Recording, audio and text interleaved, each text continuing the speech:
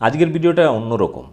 ধরুন আপনি কখনো ভুল করেছেন কিন্তু নিজে বুঝতে পারছেন না, অন্য কেউ আপনার ভুল ধরিয়ে দিয়েছে, তখন হয়তো আপনি, যারা সুস্থ মস্তিষ্কের মানুষ হন, তারা বুঝতে পারে, নিজের ভুলটা শুধরানোর চেষ্টা করে, আত্মসমালোচনা করে।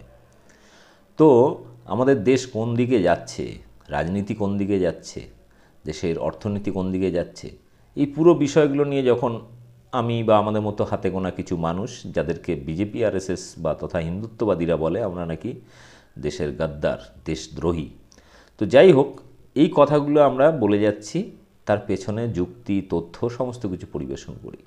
তা সত্ত্বেও কিন্তু আরএসএস বিজেপির নানা রকম অভিযোগ আমাদের বিরুদ্ধে। কিন্তু আজকের ভিডিওটা দেখার পরে কি বলবেন ভক্তরা, সেটা আমার জানতে খুব ইচ্ছা করছে। কারণ একটা সময় পর্যন্ত তথাকথিত এই হিন্দুত্ববাদীরা নেপাল হিন্দু রাষ্ট্র, নেপাল হিন্দু রাষ্ট্র বলে চিৎকার করত। আপনারা জানেন দীর্ঘদিন সেখানে রাজতন্ত্র চলেছে, এবং সেই রাজতন্ত্র তথা হিন্দুত্ব নামক যে রাষ্ট্র ছিল, সেই হিন্দু রাষ্ট্রকে রীতিমতো ভেঙে তারা সেখানে গণতন্ত্র এবং ধর্মনিরপেক্ষ একটা রাষ্ট্র প্রতিষ্ঠা করেছেন। তো সেখানকার এক বিজ্ঞানমন্ত্রী সম্প্রতি একটি ইন্টারভিউ এই মুহূর্তে সোশ্যাল মিডিয়া, ইউটিউবে প্রচণ্ড ভাইরাল। তো তারও ইন্টারভিউটা আপনাদের শোনাবো। শুনলে বুঝতে পারবেন এতদিন ধরে আমরা যে কথা বলেছি বা আমি যে কথাগুলো আপনাদের বলেছি, সেই কথাটা কতটা সত্যি। ভারতবর্ষে যারা বসবাস করছেন সেই মানুষগুলো তাদের নিজের ভুল বুঝতে পারছেন না। এই ব্যাপক অন্ধভক্ত যারা গোমূত্র গোবরের নেশা করে আছেন তারাও বুঝতে পারছেন না।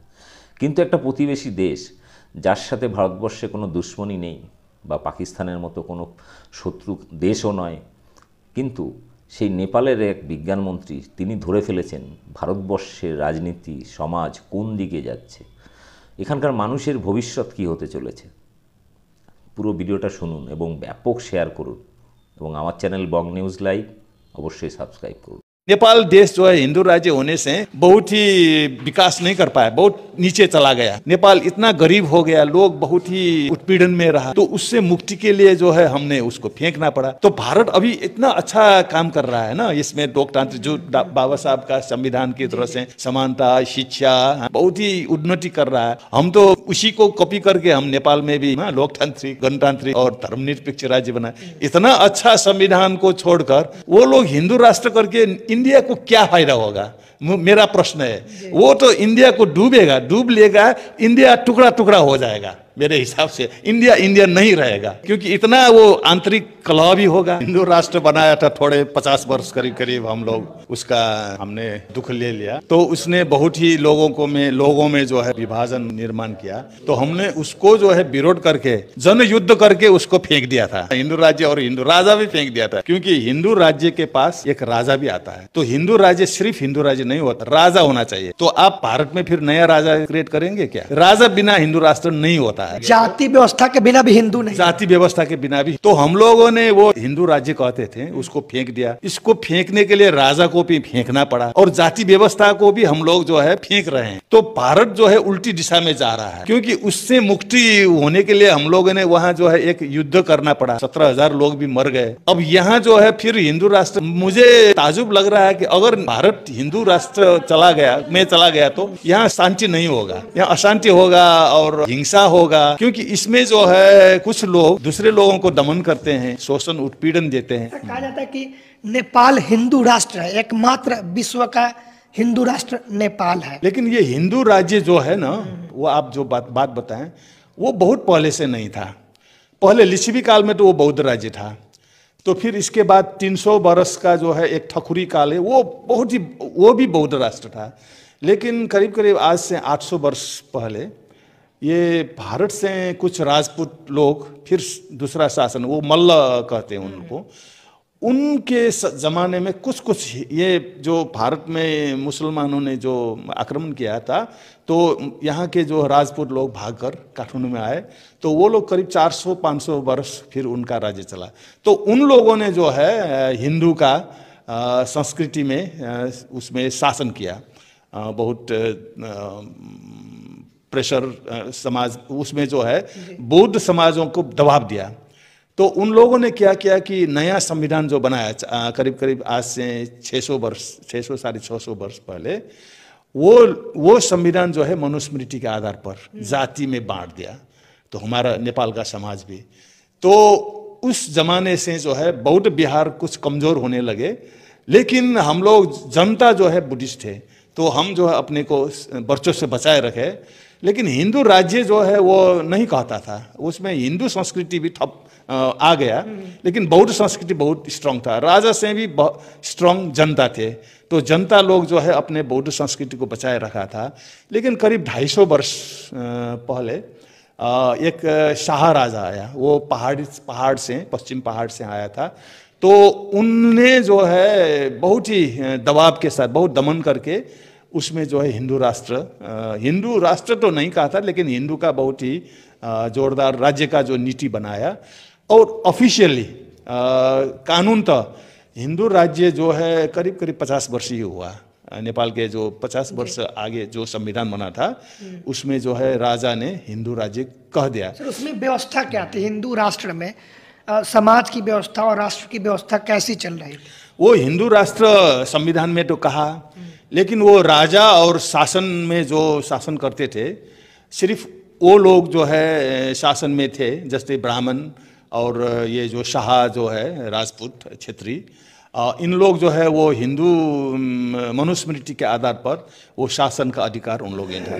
लेकिन जनता जो है वहाँ अधिकांश जनता बुद्धिस्ट ही थे। तो वहाँ क्या था कि जनता जो है शासन से ज़्यादा प्रभावी नहीं थे, वो आत्मनिर्भर समाज थे। इसलिए राजा लोग आते हैं जाते हैं और अपना वो करते हैं।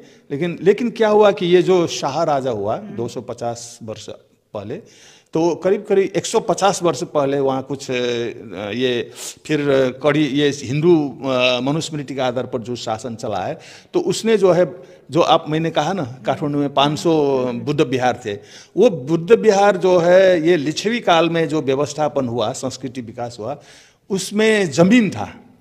तो जमीन से जो अनाज आते थे उससे बिहार संचालन होता था। तो ये जो 150 वर्ष पहले वो राणा शासन कहते हैं, उन लोगों ने वो जमीन भी छीन लिया, बिहारों का जमीन छीन लेने के बाद। लेकिन क्या हुआ कि अब 150 वर्ष पहले का जो था वो नेपाल में उसमें वो हिंदू करीब करीब वो शासन चला।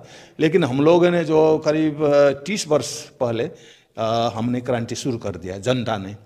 तो 30 वर्ष पहले जो है बहुदल ये लोकतांत्रिक व्यवस्था शुरू हुआ, लेकिन राजा भी थे, इतना स्ट्रांग तो नहीं थे। अच्छा सर, ये जो हिंदू राष्ट्र कहा जा रहा है, इसमें जो शासन व्यवस्था में लोग थे सिर्फ वहीं पर हिंदू थे, और हिंदू कहने का मतलब कुछ, हिंदू कहने का मतलब जो है कुछ ब्राह्मण और ये क्षेत्री जो है वो क्षेत्री नहीं था, उसको क्षेत्री बनाया ब्राह्मणों ने। वो करीब करीब नेपाल में 16-17% जनसंख्या है। वो उन लोग समझते थे कि उसके हाथ में शासन है। लेकिन अब जो है नेपाल में राजनीतिक परिवर्तन हुआ 15-17 वर्ष आगे, वहाँ एक लड़ाई जनयुद्ध हुआ था जनता और शासन के बीच। उसमें सशस्त्र युद्ध हुआ, हिंसा, करीब करीब 17,000 लोग मारे गए दोनों तरफ से। तो राजा अपदस्थ हुआ। अब राजा जो है वहाँ नहीं है, अब हिंदू राजा जो कहते थे हिंदू राज्य थे।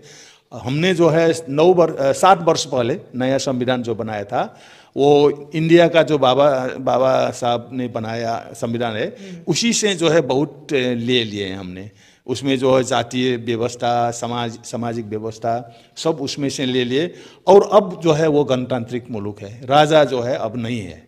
ये लोकतांत्रिक व्यवस्था जो है करीब 17 वर्ष से चल रहा था, लेकिन करीब करीब 8-9 वर्ष जो है वो संविधान लिखने में, संविधान सभा करके लिखने में गया।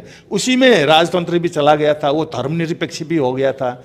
धर्मनिरपेक्ष होने से हिंदू राज्य भी नहीं रहा, क्योंकि बहुसंख्यक जनता जो है बुद्धिस्ट है नेपाल में। वो सरकारी तथ्यांक में तो वो लोग मिथ्यांक है, वो उसमें जो है 10% बुद्धिस्ट दिखाते हैं और 80% हिंदू दिखाते हैं, लेकिन वो गलत है। वहाँ हिंदू कितना है कि सिर्फ ब्राह्मण ही हिंदू है वहाँ। जो क्षत्रिय लोग कहते हैं, राजपूत लोग, वो अब जो है अभी जो 5-10 वर्ष हो गया, तो उन लोगों के जान लिया कि वो क्षेत्रीय राजपूत नहीं है, वो भी आदिवासी है। वहाँ खस कहते हैं, खस जो पश्चिमी पहाड़ पर है, वो लोगों को क्षेत्रीय बनाया गया था। लेकिन अब लोग अब जान गए कि ये ब्राह्मणों का षड्यंत्र है, तो वो लोग कह रहे हम क्षेत्रीय नहीं है, हम हिंदू भी नहीं है। वो लोग जो है उसका इतिहास में वो बौद्ध थे, वो जो है उनका ये खस साम्राज्य जो था वो बौद्ध साम्राज्य था, क्योंकि अभी भी वहाँ पुरातात्विक अवशेष सब बौद्ध हैं उन लोगों के। नेपाल में जो ब्राह्मण जो है भारत से आए हुए हैं वो 500 वर्ष से आगे नहीं था। नेपाल में ब्राह्मण नहीं थे, सिर्फ 500 करीब 500 वर्ष हो गया तो नेपाल में ब्राह्मण नहीं थे। अभी भी काठमांडू में जो वहाँ का मौलिक समाज है वहाँ ब्राह्मण नहीं है। जो नेपाल का जो राजधानी है काठमांडू उपत्यका, वहाँ के जो मूलवासी जो है हम लोग नेवार कहते हैं, जैसे मैं साक्य हूँ, हाँ, कोई श्रेष्ठ हो, कोई महर्जन होगा, वो कोई भी ब्राह्मण नहीं है। वो जितना ब्राह्मण काठमांडू में है वो 800 वर्ष पहले 5 परिवार आए थे, उसी का जो है संतान बाकी रहा है। भारत में हिंदू राष्ट्र की संकल्पना की जा रही है, कहा जा रहा है हिंदू राष्ट्र बनाना है नेपाल की तरह, लेकिन अब नेपाल में हिंदू राष्ट्र नहीं रहा, हट गया, लोकतंत्र है। और भारत में लोकतांत्रिक व्यवस्था के बाद हिंदू राष्ट्र बनाने की बात की जा रही है, इसको कैसे देखते हैं? ये उल्टा हो रहा है। हम लोगों ने हिंदू राष्ट्र बनाया था थोड़े 50 वर्ष करीब हम लोग उसका हमने दुख ले लिया, तो उसने बहुत ही लोगों में जो है विभाजन निर्माण किया, तो हमने उसको जो है विरोध करके जन युद्ध करके उसको फेंक दिया था, है ना। हिंदू राज्य और हिंदू राजा भी फेंक दिया था, क्योंकि हिंदू राज्य के पास एक राजा भी आता है। तो हिंदू राज्य सिर्फ हिंदू राज्य नहीं होता, राजा होना चाहिए। हिंदू राज्य की व्यवस्था में राजा का स्थान होता है। तो आप भारत में फिर नया राजा क्रिएट करेंगे क्या? भारत जो है हिंदू राष्ट्र बनेगा तो फिर यह हिंदू राजा बिना हिंदू राष्ट्र नहीं होता है। आपको जो हिंदू का शास्त्र पढ़ेंगे, जाति व्यवस्था के बिना भी हिंदू नहीं, जाति व्यवस्था के बिना भी हिंदू। तो हम लोगों ने वो जो हिंदू राज्य कहते थे उसको फेंक दिया। इसको फेंकने के लिए राजा को भी फेंकना पड़ा, और जाति व्यवस्था को भी हम लोग जो है फेंक रहे हैं। हम लोग जो कोशिश कर रहे हैं, हम लोग जो है ब्राह्मण वर्सेस हम भी वहाँ मूलवासी का जो है एक संघर्ष हम शुरू कर रहे हैं, क्योंकि समाज में पुनर्निर्माण करना है। तो भारत जो है उल्टी दिशा में जा रहा है, क्योंकि उससे मुक्ति होने के लिए हम लोगों ने वहाँ जो है एक युद्ध करना पड़ा। हाँ, 17,000 लोग भी मर गए। अब यहाँ जो है फिर हिंदू राष्ट्र ले जाने के लिए जो अभी राजनीतिक पार्टी जो है बीजेपी है ना, वो जो है कर रहा है, वो तो उल्टे दिशा में जा रहा है। तो मुझे ताजुब लग रहा है कि अगर भारत हिंदू राष्ट्र चला गया तो यहाँ शांति नहीं होगा, यहाँ अशांति होगा और हिंसा होगा, क्योंकि इसमें जो है कुछ लोग दूसरे लोगों को दमन करते हैं, शोषण उत्पीड़न देते हैं। तो आज के ज़माने में कोई भी शोषित उत्पीड़ित होकर सहकर नहीं बैठ सकते, क्योंकि आज का जो विश्व जो है लोकतांत्रिक उसमें है, सब समानता का वो करना चाहिए। तो भारत को क्या मिलेगा हिंदू राष्ट्र जानने से, मेरा प्रश्न भी है, क्योंकि हम लोगों ने नेपाल देश जो है हिंदू राज्य होने से बहुत ही विकास नहीं कर पाया, बहुत नीचे चला गया। नेपाल इतना गरीब हो गया, लोग बहुत ही उसमें उत्पीड़न में रहा, तो उससे मुक्ति के लिए जो है हमने उसको फेंकना पड़ा। तो भारत अभी इतना अच्छा काम कर रहा है ना, इसमें लोकतंत्र जो बाबा साहब का संविधान की तरह से समानता, शिक्षा, हाँ, रोज बहुत ही उन्नति कर रहा है। हम तो उसी को कॉपी करके हम नेपाल में भी ना लोकतांत्रिक, गणतांत्रिक और धर्मनिरपेक्ष राज्य बनाए। लेकिन अभी ये जो 60-70 वर्ष से जो है ना नया संविधान जो ब्रिटिश राज जाने के बाद इतना अच्छा संविधान को छोड़कर वो लोग हिंदू राष्ट्र करके इंडिया को क्या फायदा होगा? मेरा प्रश्न है। वो तो इंडिया को डूब लेगा, इंडिया टुकड़ा टुकड़ा हो जाएगा। मेरे हिसाब से इंडिया नहीं रहेगा, क्योंकि इतना वो आंतरिक कलह भी हो